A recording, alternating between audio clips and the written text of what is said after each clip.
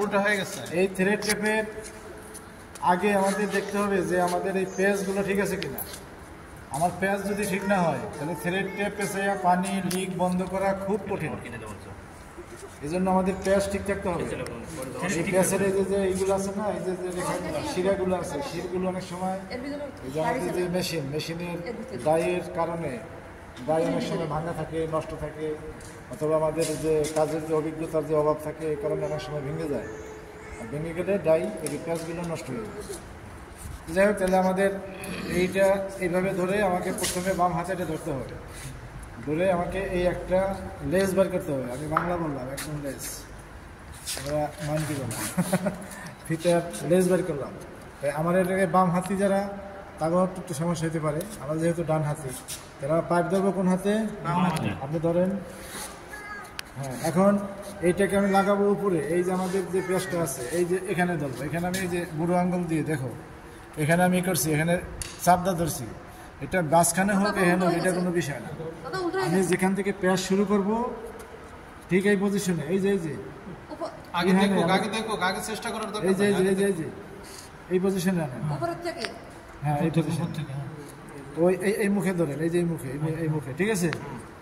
আমাদের স্ট্যান্ডার্ড নিয়ম হলো যে আমরা যে পেঁয়াজ দেবো এখানে 10 থেকে 12টা পেঁয়াজ দেওয়াই যথেষ্ট। যেটা আমরা শিখছি, যে কোরিয়াতে দেখাইছি যে 10 থেকে 12টা হলো স্ট্যান্ডার্ড। এরপরে বিশেষ প্রয়োজনে কম বেশি হতে পারে। অনেক সময় দেখা যায় যে আমার ডিপ বেশি হয়ে গেছে, তখন তো 10টা নাও হইতে পারে।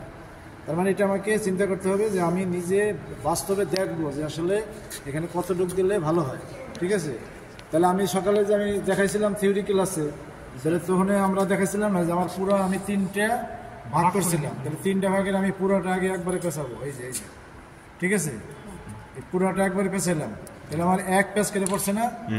আবার আমি এখান থেকে ব্যাকে আসবো। এই যে, তবে এর ভিতরে শর্ত হলো আমার হাত টাইট থাকবে। এই দেখো, তুমি একটু দেখো, এই দেখো আমার প্রত্যেকটা রেখা দেখা যাচ্ছে।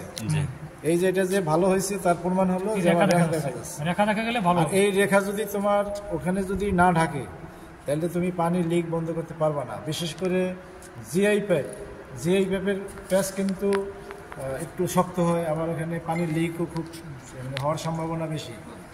এই জন্য যেহেতু পরীক্ষা জিআই পাইপে হবে, এই জন্য এটা অবশ্যই রাখতে হবে, টাইট রাখতে হবে। আর টাইট এমন না যে আবার ছিঁড়ে ফেললাম। ঠিক আছে, তাহলে আমি এই যে পেঁয়াজ দিলাম, এখন আমার সব জায়গায় পেঁয়াজ কয়টা হয়েছে? এই সব 2টা করে হয়েছে না। আমি আবার সামনের দিকে যাবো। এই দেখো সামনের দিকে যেখান থেকে আবার শুরু করলাম, তাহলে এখানে দেখো 3 পেঁয়াজ হয়ে গেছে, হয়েছে না? এরপরে আবার মাঝামাঝিও 3 পেঁয়াজ হয়েছে কিনা? হয়েছে। আর আমার কাছে যেটা মনে হচ্ছে যে আমার সামনে আরেকটু আগাইলেও সমস্যা নাই, কারণ আমি সামনে 2 পেঁয়াজের ভিতরে রাখবো। আমি 2 পেঁয়াজ বাদ দিয়ে প্রায় 1-2 মিলিমিটার পর্যন্ত নিলাম। ঠিক আছে, দেখো হয়েছে না? আবার আমি এখান থেকে আবার ব্যাকে চলে আসবো। তার মানে মূল জিনিসটা হলো যে আমি সামনে রাখবো একটু চাপা, আমার পিছনে হবে একটু মোটা। তাহলে আমার এই সব জায়গায় কিন্তু 3টা হয়ে গেছে। এখন 3টা হলো না 4টা হলো? 4টা হয়ে গেছে না।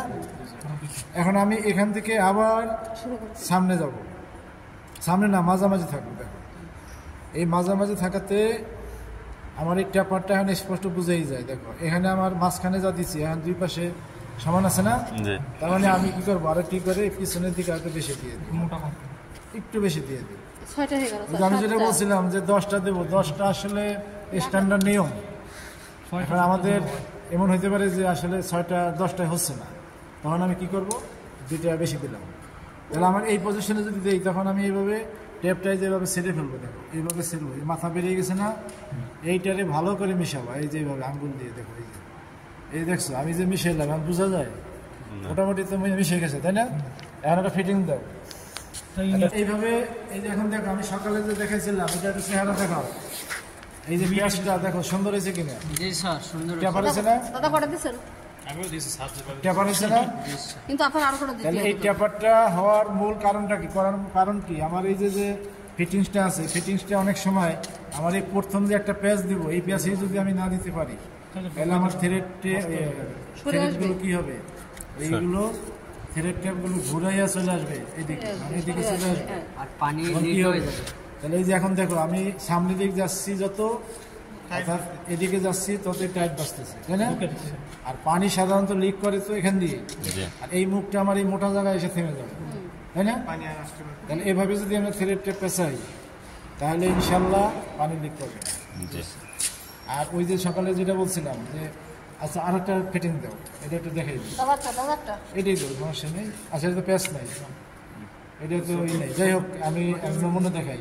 মনে করো এই যে দুইটা ফিটিংস আছে, আমাকে মাপ দিচ্ছে, এখানে আমার মাঝখানে থাকার কথা মনে করো 500 মিলি, এটা 500 মিলি হবে প্রায়।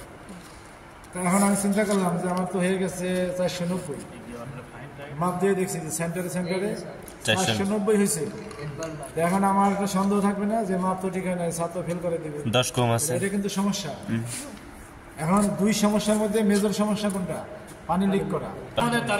হ্যাঁ, আমরা প্রথম অবস্থায় আমরা মেজারমেন্ট ঠিক রাখার চেষ্টা করব, কিন্তু কখনো ঘুরাইয়া, এই যে যেমন এটা ঘুরাইলাম, মনে করো এই যে ঘুরাইলাম, একটু বড় হইলো, এই যে ঘুরাইলাম এখানে লিক হয়ে গেল না, লুজ হয়ে গেল না, আর এই লুজের কারণে তুমি পানি বন্ধ করতে পারবাই না।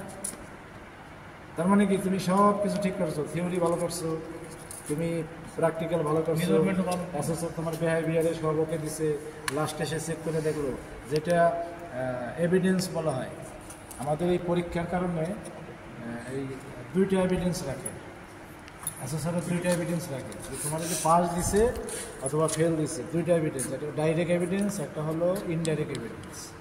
ডাইরেক্ট এভিডেন্স কোনটা? যেমন আমাদের লিখিত খাতা, এটা একটা ডাইরেক্ট এভিডেন্স। আর এটা যখন আমি দেখবো যে সে যখন চেক করবে, দেখবে যে পানি লিক করে, সে তো ভিডিও করে নিয়ে যাবে, ভিডিও করে নিয়ে যাবে না, ভিডিও, ঠিক আছে? তাহলে আমরা আজকে এই পর্যন্ত, আগামীকালকে সবাই